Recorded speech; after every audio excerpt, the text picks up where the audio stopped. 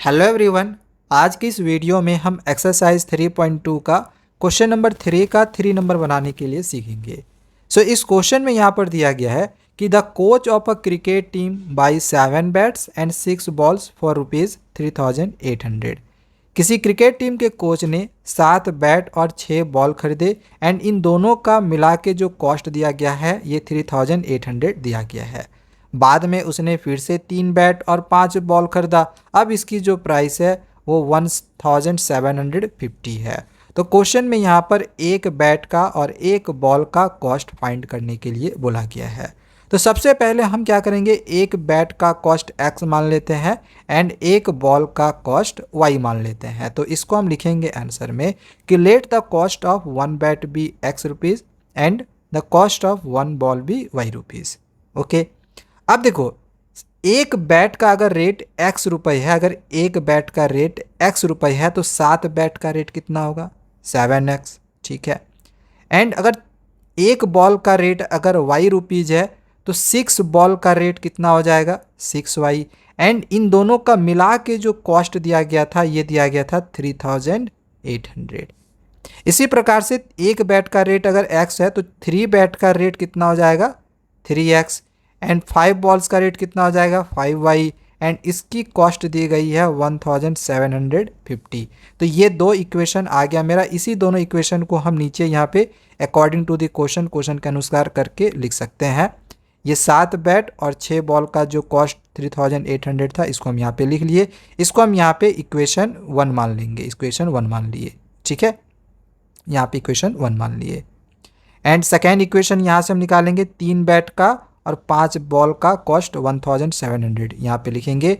ये देखो 3 बैट का रेट 3x, 5 बॉल का रेट 5y और इधर 1750 था, इसको लिख लिए। इसको हम इक्वेशन यहाँ पर 2 मान लिए। ओके, अब इन दोनों इक्वेशन को ना हमें सब्स्टिट्यूशन मेथड से ही सॉल्व करना है क्योंकि क्वेश्चन में स्टार्टिंग में ही बोला गया था, दूसरा मेथड हमें नहीं यूज़ करना है।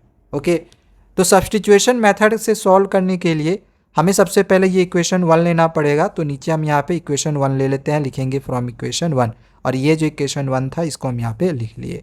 अब यहाँ से हम क्या करते हैं 6y को नीचे हम रहने देते हैं, इस 6y को यहाँ पे रहने दिए। इस 7x को हम इक्वल टू के उस साइड कर दिए। तो ये प्लस इधर आके क्या हो गया माइनस। ओके, अब ये जो 6 है इन दोनों के नीचे आ जाएगा। तो यहाँ पे y इज इक्वल टू देखो नीचे कर दिए हैं 6 को। ओके, अब इसको हम इक्वेशन 3 मान लेंगे, इस इक्वेशन को हम इक्वेशन 3 मान लिए। और अब यहाँ पे ये जो y की वैल्यू हमने फाइंड की है इसको हम इक्वेशन 2 में यहाँ पे जो y है इस y के जगह पे पुट करेंगे। तो आगे हम नेक्स्ट पेज पे इसको पुट करते हैं। यहाँ तक अभी तक हमने सॉल्यूशन किया हुआ था, y की वैल्यू हमने फाइंड आउट की थी। इस y की वैल्यू को हमें इक्वेशन 2 में इस y के जगह पे पुट करना है। तो हम क्या कर रहे हैं, हम इस प्रकार से लिखेंगे कि substituting y is equal to ये जो वैल्यू मेरा दिया गया था इन इक्वेशन 2 में पुट कर रहे हैं। तो यहाँ पे इस y के जगह पे पुट कर रहे हैं। तो देखो ये 3x जैसे का वैसे ही रहा, 5 भी जैसे का वैसे ही लिखे हैं एंड y के जगह पे इस पूरे टर्म को हम यहाँ पे लिख दिए हैं एंड इक्वल टू 1750 था, इसको रहने दिए। अब इसके बाद सिंपली इसको सॉल्व करेंगे। सॉल्व कैसे करेंगे, 3x के नीचे कुछ नहीं है 1 है तो 1 और 6 का एलसीएम कितना हो जाएगा 6 हो जाएगा। देखो यहाँ पे एलसीएम 6 हो गया। अब नीचे कुछ नहीं था 1 था तो 1 के टेबल में 6 बार में आता तो 6 3 जा 18 तो 18x हो गया। ठीक है, यहाँ 6 और 6 मिल गया मतलब 6 का टेबल 6 1 बार में आएगा। तो यहाँ पे ये सब जैसे का वैसे ही होगा, बट ये 5 जो है ब्रैकेट के इधर है मतलब 5 इन दोनों से मल्टीप्लाई होगा। तो 5 को अगर हम 3800 से मल्टीप्लाई किए तो 19000 आ गया एंड 5 7 जा ये 35x हो गया। यहाँ तक समझ में आ गया। चलिए इसके बाद आगे के सॉल्यूशन क्या मैं बताता हूँ। अब देखो 18x है और 35x है, दोनों को घटाएंगे क्योंकि यहाँ पे देखो माइनस का साइन है एंड ये 35 बड़ा है 18 से इसीलिए यहाँ पे माइनस का साइन लगा है और 35 में 18 घटाएंगे तो 17 आएगा। ओके, एंड अब ये जो 6 है ध्यान दो, ये जो 6 है इधर 1750 से मल्टीप्लाई कर देना है। तो जब 6 को 1750 से मल्टीप्लाई करेंगे ना तो 10500 आएगा एंड ये जो प्लस 1900 जो है 0 है इस साइड कर देंगे तो ये माइनस में 19000 आ जाएगा। ठीक है, बस सिंपली हम यहाँ पे सॉल्व किए हैं।